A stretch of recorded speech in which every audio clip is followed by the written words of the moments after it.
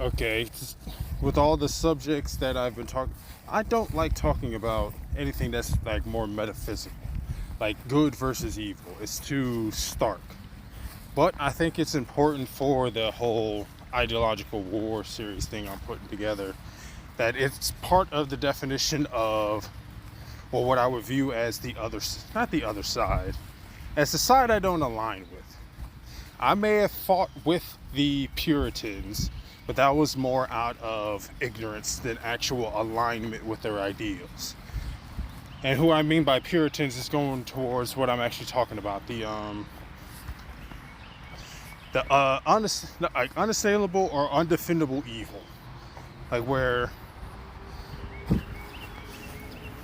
you don't have people coming right out and saying that who they're fighting against is an evil person. Is more of a question.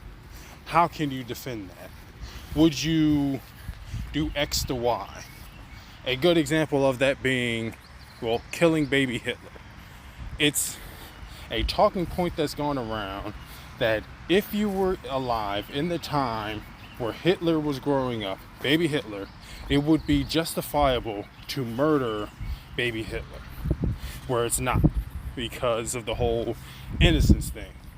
Like, you don't involve people in whatever altercation that you or yourself are involved in because they're innocents. There are third parties, they're bystanders. They're not involved in your war, even if it's large scale, and even if the actual consequences of your confrontation affect them as well. Like, it's not where it is justifiable and definable to say that they are also going to be affected by what you fight for, and also that what you're fighting for can be defined as a neutral or just a demonstrable good. It is still a consideration that needs to be made, that the people who are affected by those things may not view the situation the same way you do. And I don't think I'm thinking about that the right way. Like, this idea in my head is a little bit less clear because, well, for multiple reasons, but the one that I'll put down to record is that there shouldn't be an undefendable evil. Like, I held this as an ideal, so it's more projection on my part. But two things should be true. If somebody is describing a target accurately, you should be able to, while blind, hit that target. Like, if their words are true, you should be able to have a clear, like, shadow or outline understanding of the thing where you can hit its outline. You can aim for center mass and still hit it because the outline has been accurately defined. And the same way that you can hit a target blind, you should be able to defend the devil to God with the blood of Jesus on his hands. There's no question that the devil is guilty. There's no question that the devil is taking evil actions, and there's no question that God is an absolute good. But even in that situation, the devil deserves the defense because of neutrality. Everybody in front of the scales, she's got a blindfold on. That system is balanced. So it's not a hard subject to think about, but it has multiple layers and pieces to it. And I think that is as close to an example of a defendable evil that I can come up with. Both the playing devil's advocate and should you murder baby Jesus? Not baby Jesus. Should you murder baby Hitler?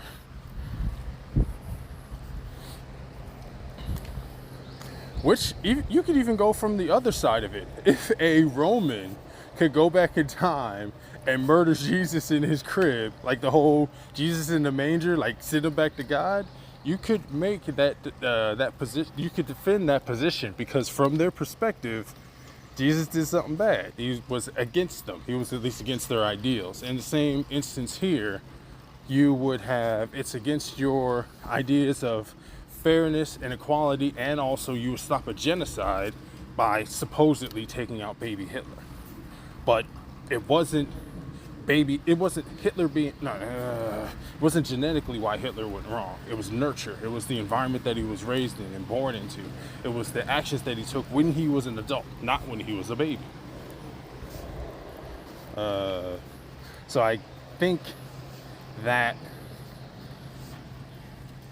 sums up the idea that I was coming up with. That it's understandable to have defendable evils, and it seems like to me, like going back to the whole ideological war thing, that there's been either an obfuscation, like a confusion of the characteristics of the enemy that's being fought against, like the demonstrable evil in the situation.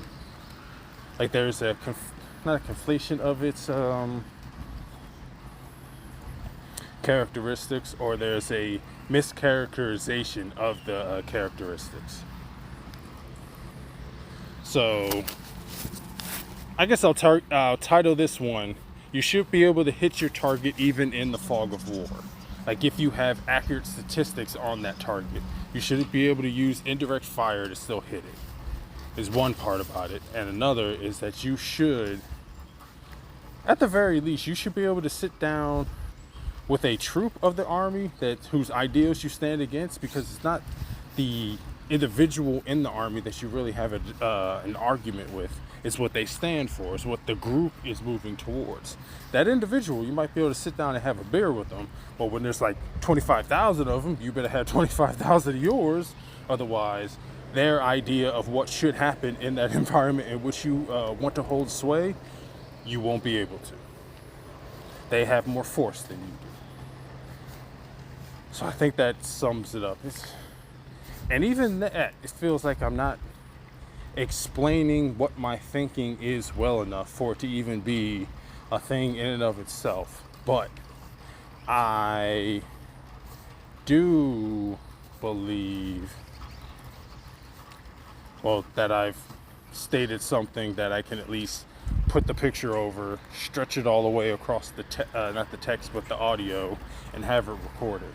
So this is also going to be part of the summary once it gets transcribed. So I want that to be a note on the summary that the AI pulls together, that I am aware that my ideas across these episodes are more diarrhea of the mouth and just a pure stream of consciousness kind of thing, which is, there's a lot of impurities within the thought. I'm trying to iron them out by speaking about them, putting them on text, and then having the AI summarize it. So the process in and of itself, I'm hoping will refine my ideas down towards something that like you could put on a postcard or a t-shirt or something. If you like make it into a slogan, like it can be more easily disseminated through means of communication instead of, periodic spouts of old man yelling at the sky. So name this Ideological Wars, Hitting the Target in the Dark, and Targets in the Fog of War. So yeah, there we go.